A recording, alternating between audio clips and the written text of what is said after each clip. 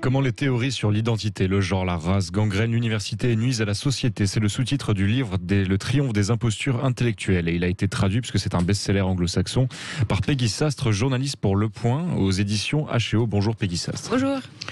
Alors Peggy Sastre, c'est vrai que quand on parle de triomphe des impostures intellectuelles, il faut dire que c'est pas une histoire nouvelle. Les impostures intellectuelles ont existé depuis qu'il y a des intellectuels. Heureusement, il y en a qui font du bon boulot, et puis il y en a d'autres qui, effectivement, font du masque, c'est le cas de le dire. Je veux dire, les virus, c'était pas du Covid-19, mais les virus, effectivement, de la fake news, ou de raconter n'importe quoi. On se souvient de Sokal et Bricmont, on se souvient des formidables impostures des intellectuels, mais il y en a eu d'autres. Il y a eu un faux Rimbaud il y a 40 ans, et je me parle d'un temps que les moins de 50 ans ne peuvent pas connaître, où effectivement ça s'appelait la chasse spirituelle. Ça avait été dans les milieux surréalistes et ça avait fait un malheur parce que tout le monde croyait que c'était un vrai Rimbaud jusqu'au moment où ça a été inventé. Et puis là, alors, vous avez effectivement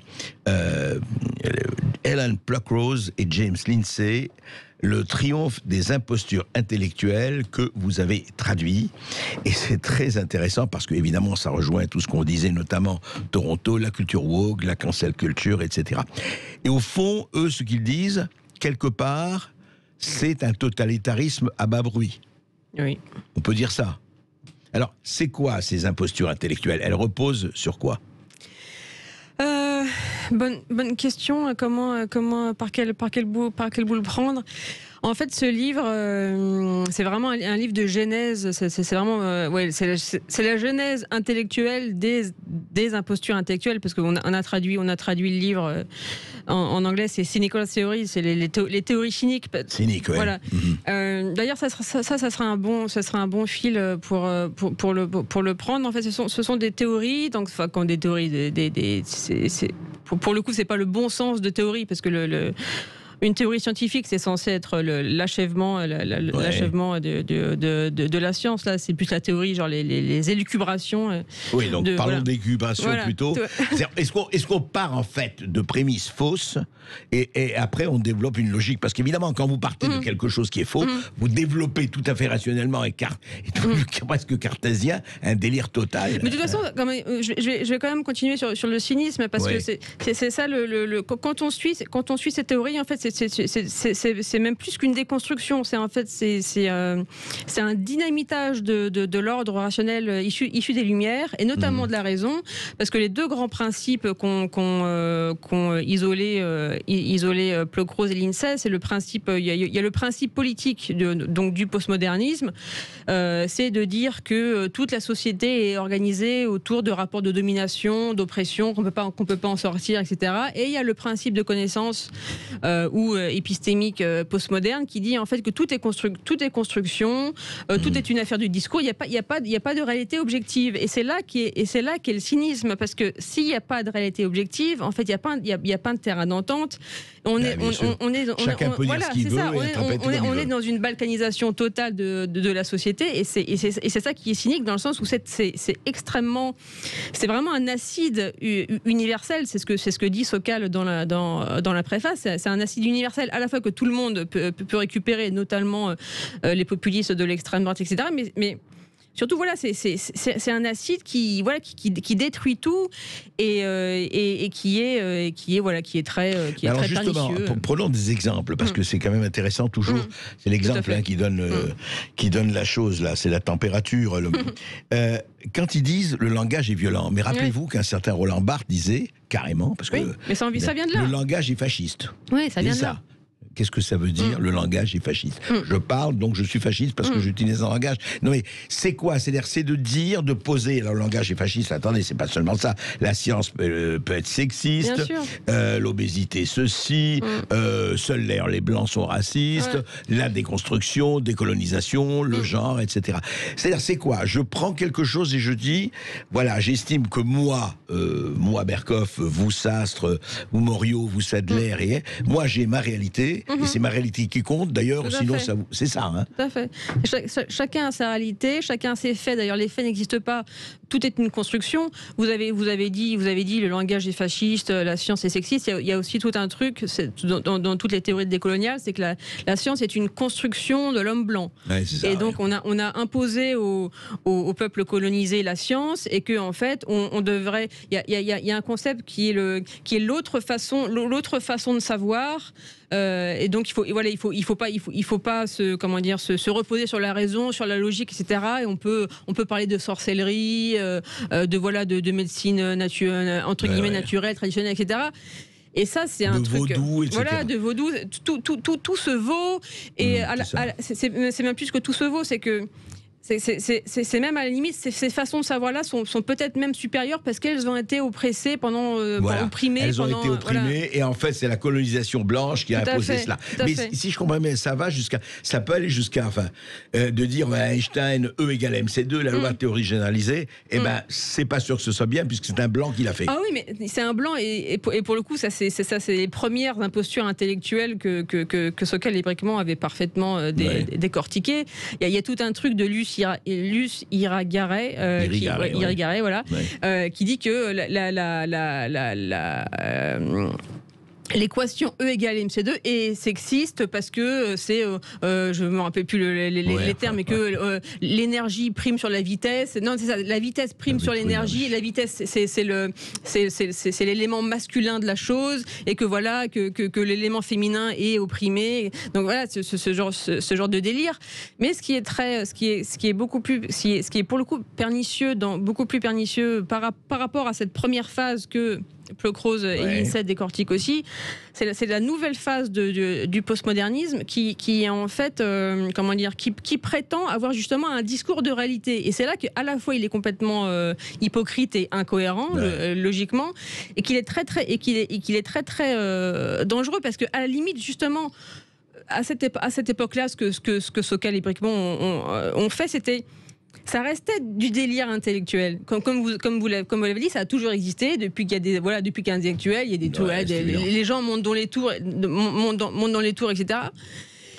Oui, là, ça prend la formule d'une réalité. C'est nous la réalité, et c'est nous avons le monopole de la réalité. C'est ça.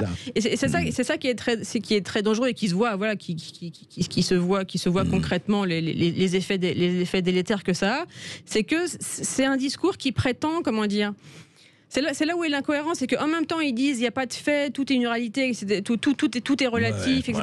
Mais en même temps, l'oppression, les discriminations sont réelles, et ça c'est pas discutable, c'est ça le truc. C'est ça. Et tout est lu à la lumière de cette soi-disant oppression qui continue plus que jamais, c'est le racisme systémique, etc., etc. On va en continuer à en parler avec vous, Peggy Sastre, après les informations.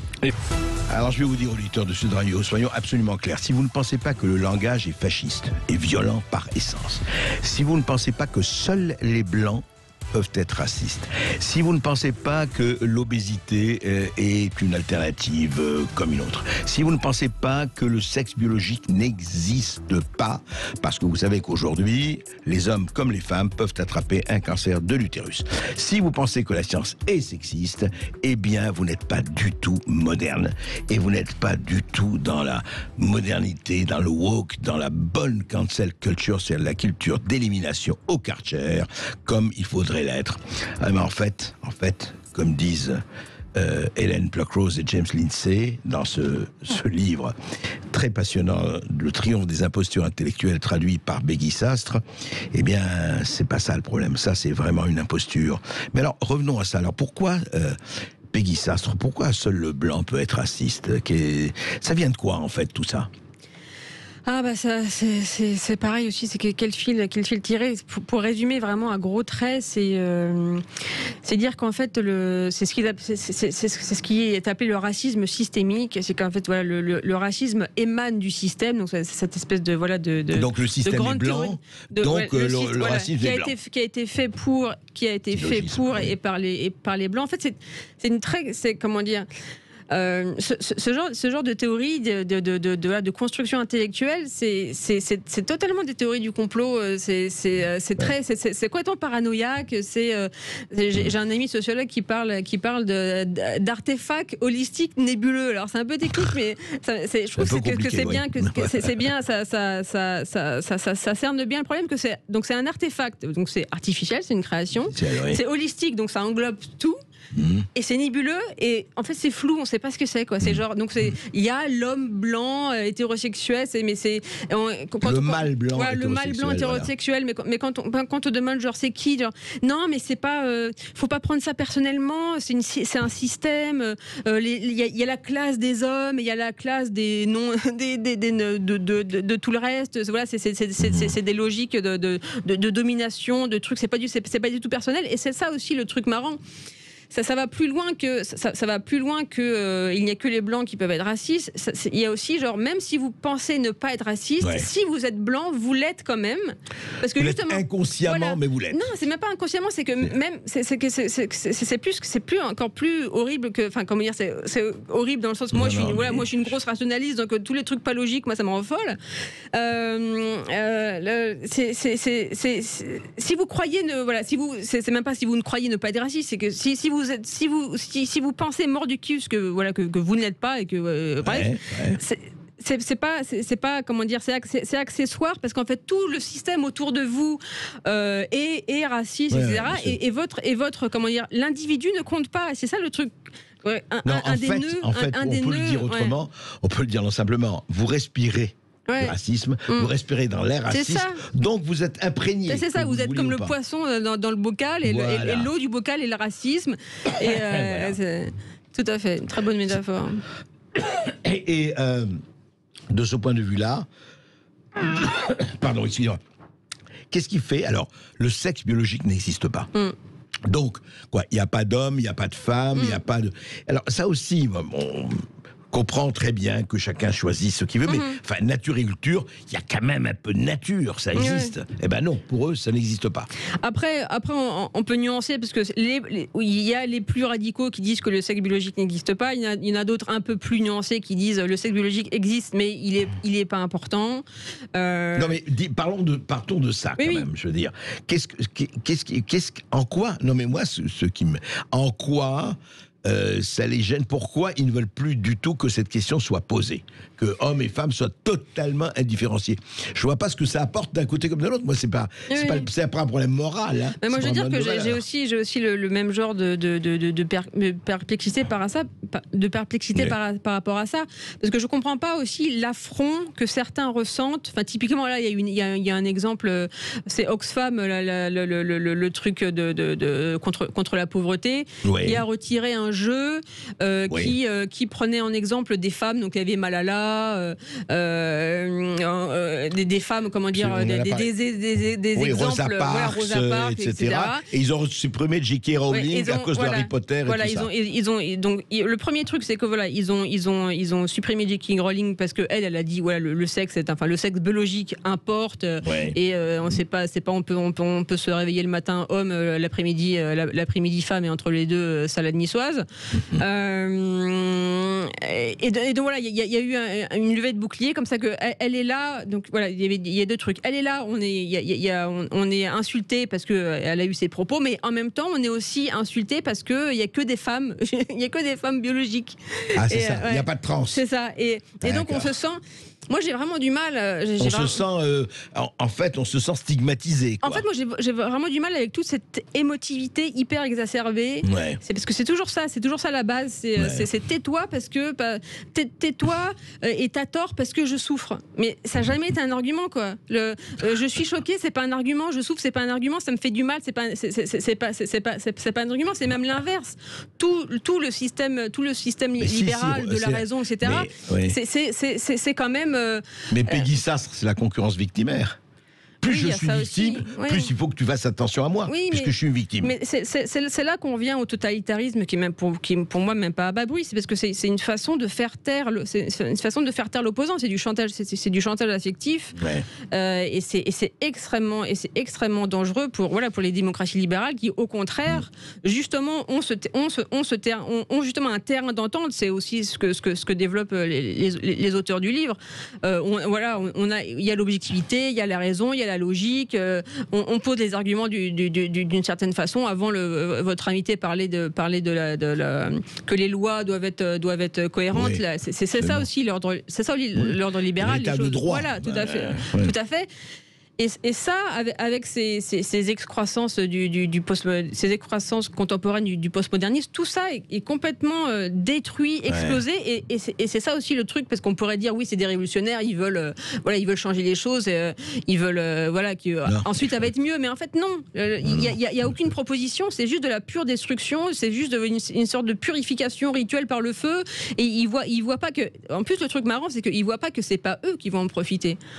Et ça c'est la dernière partie du livre qui est vraiment très intéressante et qui mériterait d'être développée dans d'autres livres, etc. C'est que c'est pas la gauche woke qui va sortir gagnante de ça, quoi. Ils vont être balayés par un vrai autoritarisme. Voilà, c'est ça, classique. En fait, c'est je pleure, donc tu as tort. Et après, c'est quand va arriver un véritable autoritaire, on voit le très très bien dans l'alliance, par exemple, entre certains islamistes radicaux et les LGBT. Or, quand on sait comment les États islamistes, je dis bien, traitent les homosexuels, pour ne parler que de ça, c'est tout à fait étonnant. Mais ils ne voient pas ça, c'est-à-dire ça n'existe pas, ça. Enfin, pour eux. Je ne sais pas s'ils voient pas ou s'ils sont juste, ou si il y a cet effet tunnel. En fait, ils sont tellement focalisés sur les musulmans sont opprimés. C'est les nouveaux prolétaires, etc. Donc c'est là-dessus qu'il faut se focaliser. Et que bon, s'ils nous jettent des buildings, à la limite, c'est secondaire, quoi. Oui, c'est dans le sens de l'histoire. Ouais, c'est tous ces mécanismes. Et pour le coup, psychologiquement, c'est très très intéressant à observer. Du déni, de la dissonance cognitive. Comment est-ce que la réalité, on se cogne dans le réel, mais on comprend pas que ça fait mal, quoi. Pourquoi le réel nous gêne? Voilà. En fait, le réel nous gêne. On ne veut pas la réalité. Nous, on vit dans notre bulle, dans notre univers. Tout à fait. C'est extraordinaire, d'ailleurs. Mais c'est pour ça qu'il y a tous les, comment dire, il y a tout cet accent sur tout est construit, tout est une question de discours. Et quand on prend le pouvoir, c'est prendre le pouvoir du discours. Justement,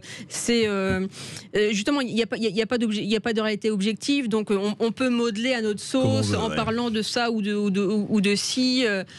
Mais en fait, ça s'appelle pas l'infantilisme, ça? Ah, mais aussi, totalement. Profondément. Et il y a ce truc, quand on passe aussi un peu par la psy, pour le coup, la psychanalyse, il y a vraiment le truc de l'enfant roi qui a 3 ans et qui se rend pas compte je veux, voilà, c'est à la fois je veux et qui se rend pas compte que il y a une réalité qui existe en dehors de lui-même. Ouais, c'est ça. Mais en fait, parce que l'enfant à cette époque-là, c'est comment dire, c'est très pragmatique. Son cerveau n'a pas encore les bonnes connexions pour comprendre que la réalité existe en dehors de lui-même. Et c'est ça. C'est tout à fait vrai, c'est vraiment un infantilisme. En fait, quand on prend un peu de distance, quand on arrête d'être terrifié, parce que ça aussi, c'est aussi un écran de fumée, c'est aussi, faut justement pas avoir peur et analyser les choses froidement, c'est vraiment passionnant, en fait, à plein d'égards. Hein. En fait, c'est le postmodernisme, c'est la modernité du landau. Quelque part. On va continuer à parler avec les auditeurs de Sud Radio, les imposteurs intellectuels, mais on va aussi parler de la pédocriminalité, le documentaire de Carl Zero, de l'Europe, effectivement, de quelle Europe on veut. Voilà, avec les auditeurs de Sud Radio. Ça vous fait 3 sujets sur lesquels vous pouvez réagir, donc vous n'avez pas d'excuses au 0826 300 300 et vous aurez la parole dans un instant. Et on va tout de suite à Bordeaux. Vous avez la parole au 0826 300 300 et nous sommes avec Valérie. Bonjour Valérie. Oui, bonjour Valérie. Bonjour. Bonjour. Merci en tout cas Monsieur Berkoff de votre liberté de ton. Merci à votre invité qui aborde un sujet particulièrement délicat, je trouve, dans notre société et très important. Alors voilà, ma question, elle porte effectivement sur toutes ces théories du relativisme et cette théorie du woke. Oui. Finalement, la théorie du tout se vaut où certains valent plus que d'autres avec le woke qui veut dire éveillé. Donc ça veut dire que les gens qui ne partagent pas cette théorie ne sont pas réveillés, voire sont has-been, n'existent que parce qu'on leur donne une tribune.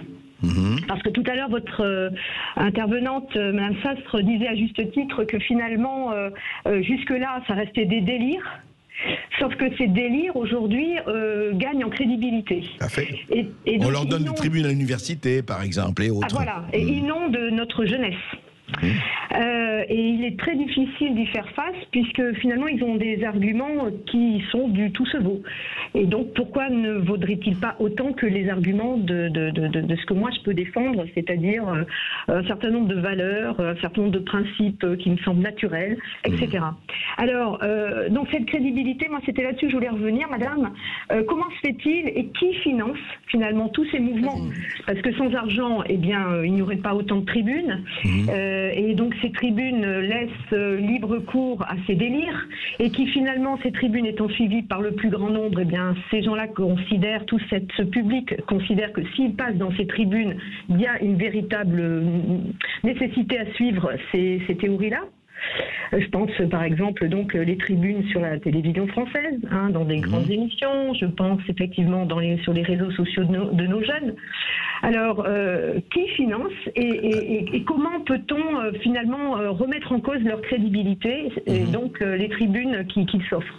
Puisque les autres, excusez-moi, je finis ma phrase, les personnes qui défendent d'autres théories, eux, eh bien, ont beaucoup moins de tribunes, sont, on peut le dire, censurées aujourd'hui quand ils essayent de défendre leur point de vue, comme vous, Madame Sastre, et merci à Sud Radio de l'inviter. Voilà, c'est ma question. Alors, Peggy Sastre, qui finance, à votre avis? Ah bah ça c'est une bonne question. Beaucoup de pour le coup c'est un problème très systémique. Pour le coup il y a énormément, il y a des financements privés, il y a des fondations, il y a des fondations, il y a des financements institutionnels. L'Europe, moi tout en étant une européanéiste convaincue, l'Europe finance quand même énormément de choses complètement délirantes. Notamment dans les universités, il faut que les chercheurs, mais de n'importe quelle discipline, avant de parler de leur recherche, pour avoir les subventions, il faut qu'ils doivent faire en gros comment on appelle ça, une profession de foi woke entre guillemets, pour dire qu'ils vont s'occuper des discriminations du genre, etc. Mais même s'ils font et j'ai envie de dire surtout s'ils font de la physique théorique. Ah oui, vous voulez dire, attendez, pour être, parce que c'est quand même assez hallucinant ça. Vous voulez dire que par exemple, je vais faire des recherches dans l'université de physique théorique. Voilà. J'ai besoin de subventions comme tout le monde pour faire une recherche. Bon, et simplement je dois faire une profession de foi en disant que je suis anti-raciste, anti-biologue. En fait, vous devez expliquer comment est-ce que dans votre travail vous allez mettre en œuvre une lutte, en gros contre les discriminations. Et cette profession de foi, comment dire, le financement, et vous n'aurez pas le financement si vous ne la faites pas, en fait. C'est ça. Ouais. Non, mais c'est un véritable chantage. Bien sûr. Quelque part. Voilà, Valérie, voilà un exemple, par exemple, vous voyez, de financement, c'est intéressant. C'est-à-dire qu'aujourd'hui, mais ça, c'est presque je dirais, c'est presque la Pravda, c'est presque une. Mais c'est totalement, c'est complètement un système soviétique. D'ailleurs, il y a un article, il y a quelques jours, qui est paru dans le Wall Street Journal de Lawrence Krauss, qui est un très grand physicien et aussi vulgarisateur. Ouais. Qui raconte ça, notamment dans les universités de physique où on oblige les chercheurs à faire ce genre de profession de foi. Il dit oui, c'est vrai qu'aujourd'hui il y a une levée de bouclier contre les réactions, en gros les réactions conservatrices à ce genre de trucs, dans les universités on interdit de faire des recherches qui sont trop woke, et il dit il y a notamment aux États-Unis il y a une préoccupation, et ils disent que c'est un retour du macartisme. Il dit c'est vrai que c'est un retour du macartisme, mais il faut savoir qu'en fait à la base on a surtout un retour du soviétisme. Oui, c'est ça. Mais eux-mêmes sont des macartistes, parce que si vous ne faites pas si vous ne rendez pas hommage au woke et au politiquement correct et au biologiquement correct, vous êtes foutus. C'est ça. Bon, Valérie, vous savez qu'on change d'heure samedi. Oui, tout à fait. Bon pour vous éviter de régler votre montre, on va vous en offrir une nouvelle, l'IceWatch Ice Solar Power. Voilà, écoutez, vous avez bien fait d'appeler au 0826 300 300 et puis vous verrez ça avec Manu au standard. Voilà, comme ça vous pourrez mettre votre montre à l'heure, Valérie. Oui, eh bien justement, je vais essayer de remettre les pendules à l'heure. En tout cas, j'espère que grâce à vous, on va pouvoir remettre les pendules à l'heure. Merci Monsieur Berkoff, merci Madame Sass. Merci Valérie, puis il n'y a pas de décalage horaire entre Bordeaux et Paris, donc on va aller à Paris avec Thierry. Bonjour Thierry. Oui, bonjour Thierry. Oui. Bonjour Monsieur Berkoff, bonjour Monsieur Morillo, vous allez bien? Très bien. Ah super. On vous écoute Thierry. Oui, bonjour. Moi, j'ai entendu que vous alliez parler pédocriminalité là tout à l'heure avec le documentaire de Carl Zero. Oui. Personnellement, j'ai pas pu voir ce documentaire, mais j'aimerais justement lancer ce sujet-là un peu. Vous pouvez me donner un peu une ligne directrice? Quelle est votre non, mais je vais vous dire, on en a parlé dans la première partie de l'émission que vous pourrez écouter, comme vous le savez, sur podcast à sudradio.fr ou sur YouTube. En fait, regardez-le. Hein, vous savez qu'il est en circulation sur YouTube ou un peu partout.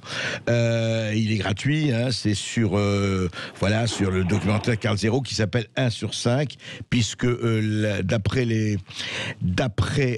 l'Europe, les statistiques européennes 2016, un enfant sur 5 serait victime de violences sexuelles. Donc voilà, c'est sur tout ce qui se passe là-dessus et comment on peut enrayer cette chose assez innommable. Ah d'accord. Voilà. Merci pour cette précision, Monsieur Berkoff. Moi, je me souviens en tout cas d'un documentaire qu'avait fait Madame Lucet, donc sur la 2, donc un de vos concurrents, même si c'était un documentaire très, très pertinent sur les réseaux, justement. Je ne sais pas si c'est abordé par Monsieur Zéro dans son documentaire. Oui, il en parle. Ça dure 1h20. Écoutez, regardez-le. Il est vraiment bien fait et vous aurez tout ce qu'il faut là-dessus. Et effectivement, non, mais c'est hélas pas un phénomène nouveau, vous savez. Et donc, effectivement, il y a eu beaucoup de choses là-dessus, dont Madame Lucet, et donc beaucoup d'autres documents. Mais regardez celui-là, je crois qu'il apporte quand même pas mal de choses. Très bien, je vous remercie, Monsieur Berkoff. Je vous en prie. Merci Thierry de nous avoir appelé. Maintenant, nous sommes avec Marie qui nous appelle de La Rochelle. Bonjour Marie. Oui, bonjour Marie. Allô, bonjour. Oui, je tenais à apporter un témoignage parce que actuellement je suis retraitée de l'Éducation nationale, mais étant professeure, j'étais confrontée à de multiples reprises à ce problème. Ouais. Et également à celui des stupéfiants dans les établissements scolaires. Alors, une première fois, c'était avec des petites élèves de 4e. Je me suis rendu compte qu'elles étaient... il y avait des signes tout à fait clairs. J'ai rendu compte à l'administration. Ouais. On m'a donné... Alors, une personne m'a donné des renseignements supplémentaires que je n'avais pas. J'étais complètement sidérée. J'ai changé d'établissement scolaire.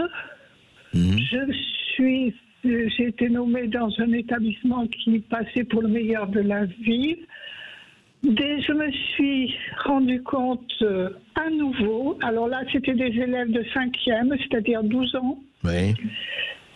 Qui m'ont témoigné de ce qu'ils vivaient. De façon dans leur famille, vous voulez dire?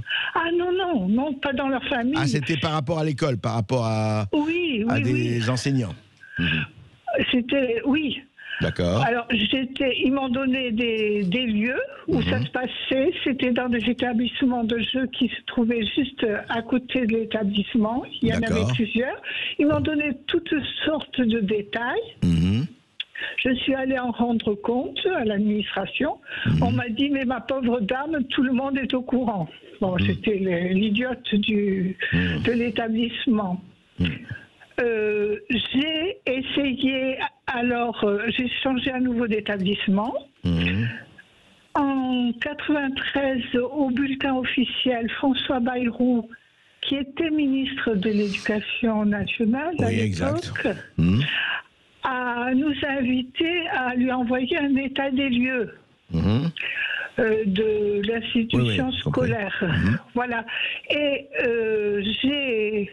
Vous avez écrit, vous avez très épais, avec tous les problèmes de l'école, de l'institution scolaire, en particulier. Mais j'ai commencé par évoquer les réseaux pédophiles et les trafics de stupes. À l'époque, tout ça était tabou, mais c'était quelque chose d'atroce. Alors François Bayrou m'a écrit personnellement pour me féliciter pour ma démarche, mais ensuite je me suis heurtée à des représailles, mais atroces. Alors, sur mes biens, sur tentative de meurtre, mes proches également. Enfin, c'était vraiment quelque chose d'atroce.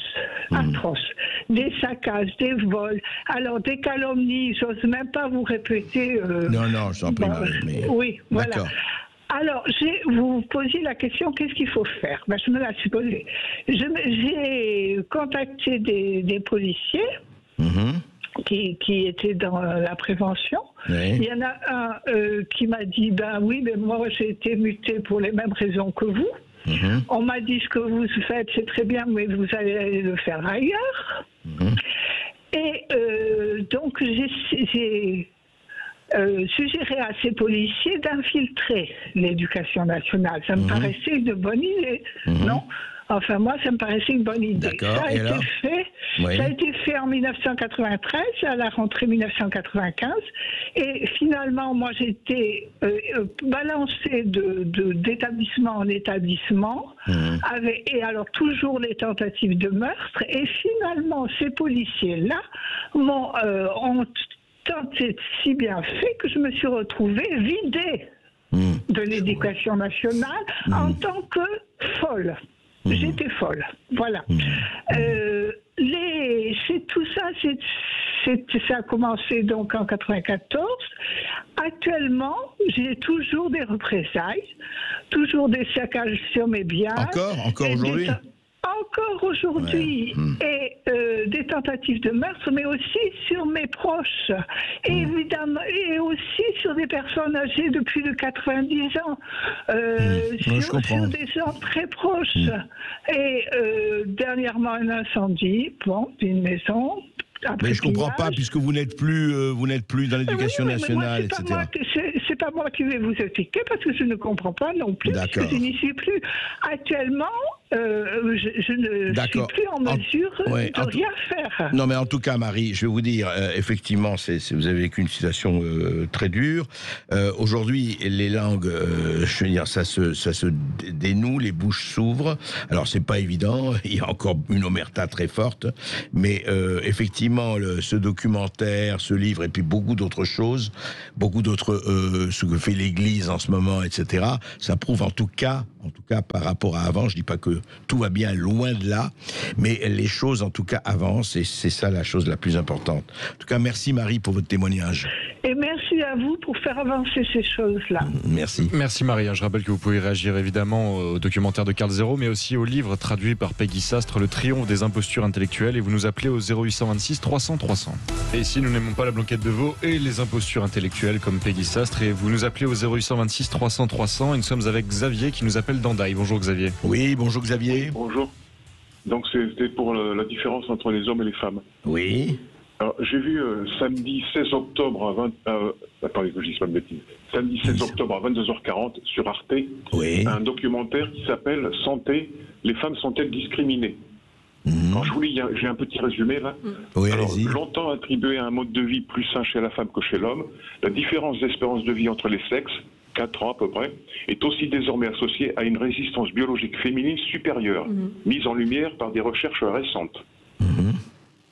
Et le principal fait, c'est que les femmes, elles ont un chromosome de plus par rapport à nous. Elles ont 2 X, et nous, on a un X, Y tout petit. Et toute la différence viendrait de là.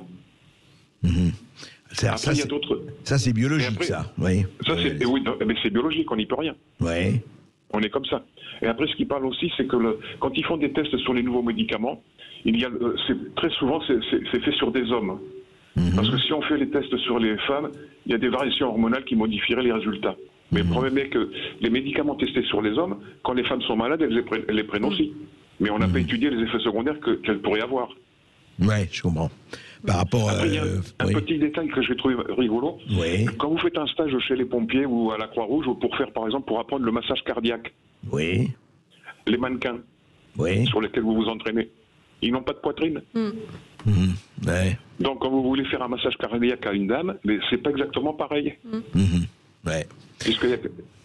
Donc, en fait, ce que nous dit Xavier, c'est qu'il y a quand même une différence entre hommes et femmes. Hein. Ah oui, bien sûr, Donc, je connais... Ah bah, tout à fait. Mais c'est bizarre. Les chromosomes, déjà. Oui, mais alors, attendez, là, vous n'êtes pas du tout dans l'esprit woke et cancel culture, puisque dans l'esprit woke et cancel culture, il n'y a plus aucune différence, ça n'existe pas. Là, vous êtes... Allez, on peut dire qu'il est un peu transphobe, Xavier. Il est raciste. Non, pardon, j'ai fait un BTS en élevage. Ouais. Donc, entre mâles et femelles, je fais la différence. Bravo. Une poule, c'est pas un poulet. Hein. C'est clair.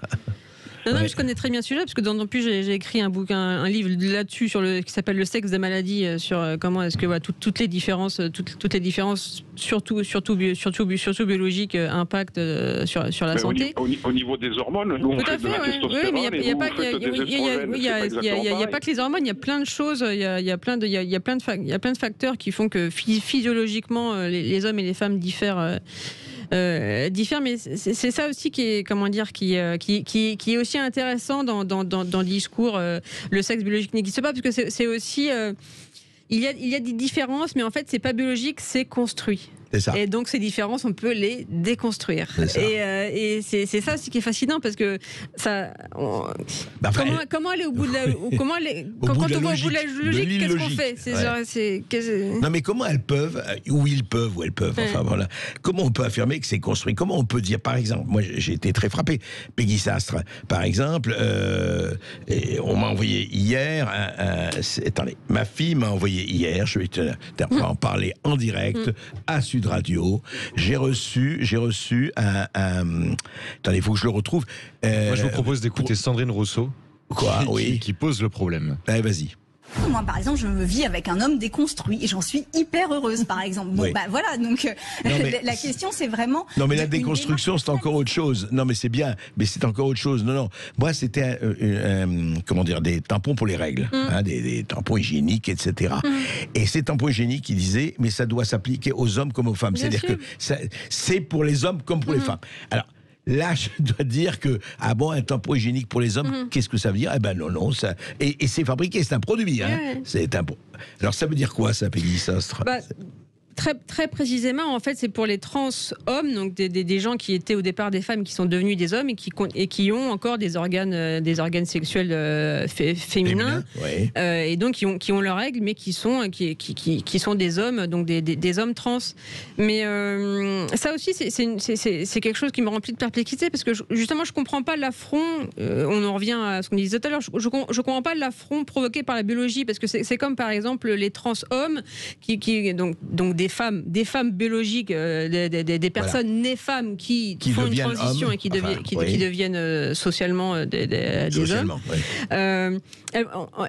Ils ne veulent pas qu'on les appelle mères. Il veut pas le dire. Il veut pas qu'on dise qu'ils sont la mère de leur enfant. Mais la mère, en fait, c'est juste un terme biologique. Genre la vache est la mère du veau. C'est pas. J'aimerais dire c'est pas grave. Mais oui. Comment dire? Il y a pas de sujet à être choqué de ça. C'est même plus que sujet. Même, à être humilié. Voilà. C'est point barre. Tu es un homme, tu es un homme trans, donc tu n'es pas un homme biologique. C'est diverses catégories, mais c'est la diversité de l'humanité, etc. Mais le truc terrible, c'est qu'ils considèrent ça comme une humiliation. Totalement. Il y a eu aussi un scandale où vous parliez de tampons de la marque Always qui avait enlevé sur les serviettes le sigle féminin. Le rond avec la croix là, parce que voilà, ça pouvait offusquer les trans, et que voilà, le signe le féminin a été enlevé. Mais c'est ça aussi une des grosses absurdités quand on va au bout de la logique, c'est que des théories qui sont censées avoir été construites pour défendre les opprimés, donc notamment les femmes, en viennent en fait à effacer les femmes. Absolument. C'est ça. Oui, allez-y. Je voudrais juste faire une deuxième précision, mais ce qui n'a rien à voir avec ça. C'est la semaine dernière, on a parlé là, du rapport sur la pédophilie dans l'Église. Oui. Bien. Et j'ai vu un documentaire, j'avais eu il y a longtemps déjà, le 5 mars 2019. Je vous donne le titre. Religieuse abusée, l'autre scandale de l'Église. Vous pourriez en faire une émission. Oui, peut-être, et pourquoi pas. D'accord. Et parce qu'il y a des viols dans les couvents. Oui, mais vous savez, il y a des viols un peu partout. Le problème, c'est justement d'arrêter ça. Et où que ce soit, et de quelque étiquette qu'il soit, dans les guerres ou ailleurs. Augustin. Non, mais ce que je voulais dire, c'est que la semaine dernière, on a parlé que de la pédophilie, mais il y a aussi l'autre truc. Oui, non, mais la pédophilie est une chose, et le viol est autre chose. Je veux dire par là que la pédophilie... c'est fait par les mêmes personnes, hein. Oui, pas toujours. Enfin, dans ce cas-là, oui. Non, mais dans ce cas-là, peut-être, oui.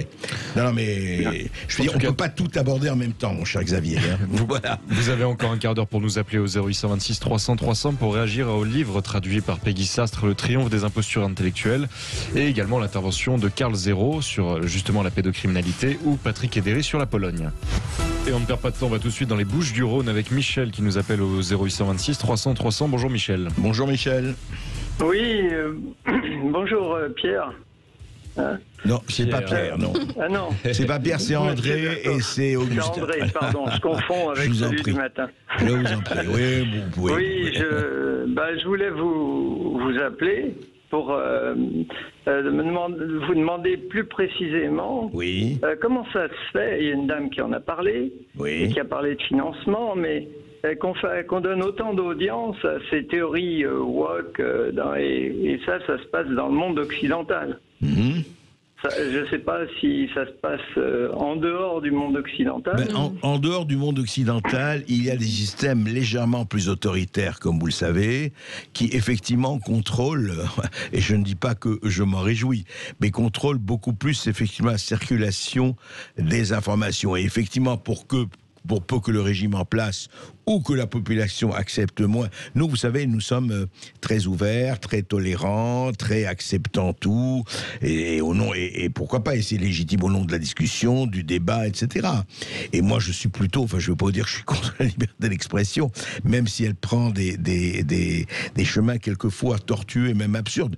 Mais ça n'empêche pas qu'il faut réagir. Alors, vous dites pourquoi nous, pourquoi en Occident? Mais parce que l'Occident est beaucoup plus ouvert de ce point de vue-là, pour le meilleur et pour le moins bon, je crois. Je ne sais pas ce qu'on pense. Oui, je comprends, Je suis assez d'accord, mais moi j'aimerais mettre... Pardon. Oui, allez-y. En fait, mettre l'accent sur un autre point, mais qui n'est pas du tout contradictoire à ce que disait André Berkoff.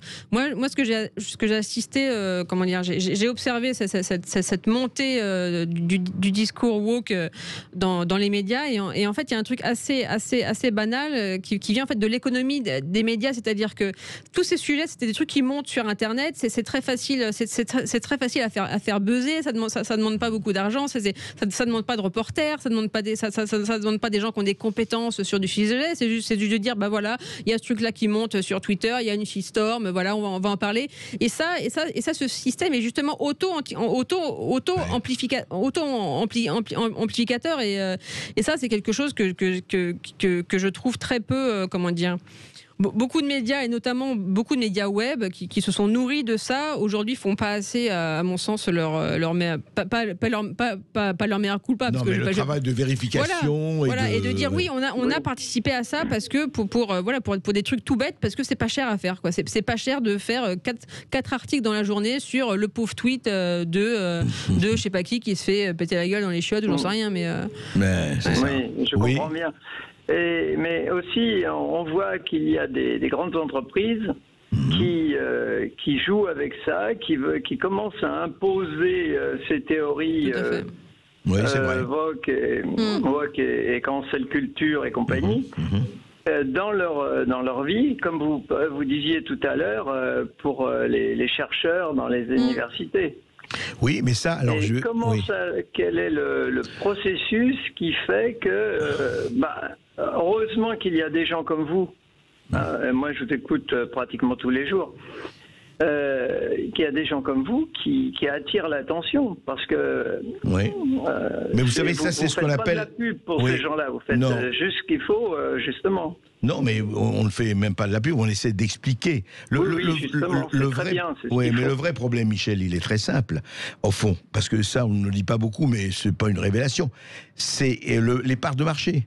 si vous voulez, si je suis, moi, capitaliste, j'ai besoin de parts de marché. Ce qui m'intéresse, c'est de segmenter au maximum la population pour que j'ai le maximum de consommateurs.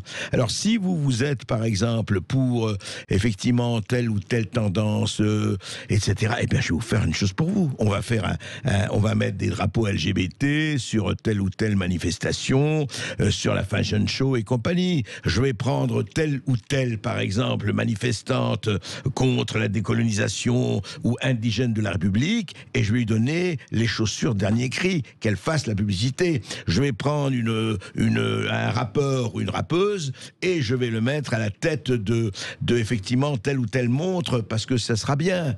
Alors ça fait provocation, mais vive la provocation puisqu'elle fait vendre.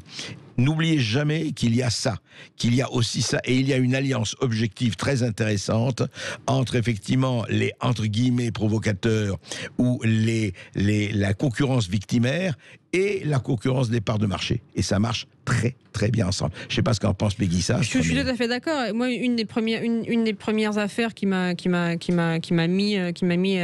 l'attention, c'était en 2017. C'était chez Google. Donc c'était un ingénieur, James Damore, qui avait voilà, je vais raconter l'histoire très vite, oui, qui avait écrit un mémo pour expliquer pourquoi il y avait moins de femmes dans les postes très très techniques. Et donc justement, il expliquait chez Google. Chez Google, il expliquait voilà qu'il y avait des choses biologiques qui expliquaient ça. C'était vraiment un truc très clair et très très scientifiquement solide, etc. Le mec s'est fait virer. On a fait une énorme chasse aux sorcières contre lui en disant il est sexiste, il est nazi, n'importe quoi. Énormément de médias ont repris ça, ont repris le storytelling de Google au premier degré sans vérifier, sans même lire le rapport du type. Et lui ensuite il raconte maintenant, malheureusement il est soumis à un rapport de confidentialité parce qu'il a gagné au civil, ou enfin il s'est arrangé en tout cas au civil avec Google. Mais quand il pouvait parler, il racontait justement tout le système de spirale du silence qui fait que voilà, ses collègues étaient d'accord avec lui mais voulaient pas le dire parce qu'ils avaient peur, etc. Et ça c'est vraiment la part de l'iceberg qu'il faut émerger. Le wokisme dans l'entreprise et chez les capitalistes, justement ce que vous disiez, l'alliance du marché et des woke, quoi. Absolument. Et André, vous avez un homonyme qui vous appelle du Lot-et-Garonne. Bonjour André. Oui, bonjour. Oui André, on vous écoute. Alors, nous entendons quelques bruits, mais personne là. Écoutez, on va donner pour l'instant alors la parole à Redouane qui nous appelle de Longjumeau. Bonjour Redouane. Oui, bonjour Redouane. Oui, bonjour. Bonjour à tous, monsieur Berkhoff. Encore merci de me donner la parole. Je voulais rebondir très rapidement sur les trois sujets. Le premier de Carl Zero. Ce que je voudrais dire, c'est que très clairement, on manque de journalisme à la Carl Zero aujourd'hui. Très clairement. Moi, je fais une invitation à tous les journalistes qui nous écoutent, qui sont en ligne, qui peuvent nous écouter ici ou là. Et encore, merci beaucoup, monsieur Berkhoff, de donner cette prise de parole. Mettez-vous en indépendant. Qu'est-ce que vous attendez pour à un moment donné, vous mettre à votre compte, vous détacher un petit peu de cette propagande que l'on vous impose par le haut. Et soyez vous-même, voilà, soyez vous-même, soyez honnête dans votre métier, c'est ce qu'on attend, et je suis sûr que vous ferez un carton et que vous arriverez à en vivre. Voilà, aujourd'hui vous avez des plateformes comme YouTube et autres, faites du travail de qualité, les gens vous suivront. Le deuxième sujet, c'est sur la Pologne. Je voulais dire vraiment un grand chapeau aux Polonais. Moi, je pense que respect absolu pour les Polonais. Et en fait, tous ces sujets en fait sont extrêmement liés. Madame disait tout à l'heure qu'elle était un petit peu européiste, mais qu'en même temps, elle combattait effectivement certaines idées. Vous pouvez pas dissocier les deux. Voilà, très clairement. L'Europe aujourd'hui, c'est un projet de mondialisation à l'occidental. Tant qu'on n'a pas compris ça, tant qu'on ne sort pas de là, on n'aura jamais la main sur quoi que ce soit et on subira. Voilà. Et donc, pour répondre rapidement à votre sujet, j'avais envie de faire un petit aparté. Moi, je pense que le monde part en couille. Mais est-ce que je dois dire que le monde part en couille ou part en ovaire? Parce qu'à un moment donné, on est perdu, je crois. Voilà. C'était ma petite... D'accord. C'était votre... D'accord. Non, mais c'est sûr, on peut dire les deux, d'ailleurs, aujourd'hui. Écoutez, de toute façon, Peggy Sastre, aujourd'hui, là, pour clore, et encore une fois, ce triomphe des impostures intellectuelles, là, il faut effectivement le combattre. Vous le combattez, vous avez traduit ce livre qui est quand même... co-traduit avec Olivier Bosso. Avec Olivier, voilà, co-traduit. et simplement, et à votre avis, parce que vous avez dit quelque chose, je voudrais qu'on revienne là-dessus, le woke et la cancel culture, en fait, ils travaillent pour une autorité qui va les balayer. Comme je rappelle qu'en Iran, c'est le Parti communiste Toudé qui avait introduit les islamistes de l'Ayatollah Khomeini, qui les ont balayés physiquement et éradiqués très vite. Est-ce que ce sera la même chose ça risque d'être la même chose pour les woke et la cancel culture? Ça risque, oui, ça risque, et c'est ce qu'on commence à voir avec l'effondrement de la gauche, l'effondrement de la gauche, notamment en France. Oui, ils savent pas ce qui va leur, ce qui va leur arriver. Ou alors ils font mine de pas comprendre ce qui va leur arriver sur le coin du nez. C'est aussi historiquement, c'est assez. Il y a des parallèles qu'on peut tirer avec les républiques de Weimar. C'était pour le coup, c'est vraiment pas pareil. Je voudrais pas faire croire que je compare le woke à ça, parce qu'il y avait vraiment, justement, la république de Weimar, il y avait une fertilité créatrice, etc. Mais en fait, ça a créé du ressentiment chez les très très conservateurs, vu que c'est les nazis, et c'est eux qui ont ensuite remporté la mise. Oui, et c'est ça aussi, le dernier point sur lequel je voudrais insister, et c'est aussi là-dessus qu'insiste Pleukros et l'INSEE, c'est que la solution, c'est pas justement d'abandonner le modèle libéral, c'est de le renforcer, c'est de comprendre pourquoi il a été utile, pourquoi aujourd'hui peut-être on se rend pas compte on se rend pas compte de son utilité, parce que justement il a peut-être trop marché, donc on est justement trop libre, on voit pas tous les combats. On est peut-être trop dans un confort ouaté. Tout à fait, et tous voilà, et c'est ça, voilà, c'est là-dessus que je voulais insister, c'est que faut pas abandonner la démocratie libérale, et au contraire il faut la renforcer. C'est le seul à ma connaissance, et à la connaissance aussi des auteurs du livre, c'est le seul contre-modèle efficace. Eh bien, écoutez, ne jetez pas le bébé libéral avec l'eau du bain, mais contrôlez-le. Et merci à tous ceux qui nous ont appelés au 0826 300 300. Merci à Carl Zéro, merci à Peggy Sastre et merci à Patrick Ederi, nos invités. Vous pouvez réécouter cette émission sur YouTube ou en podcast sur sudradio.fr ou sur toutes les applications de podcast.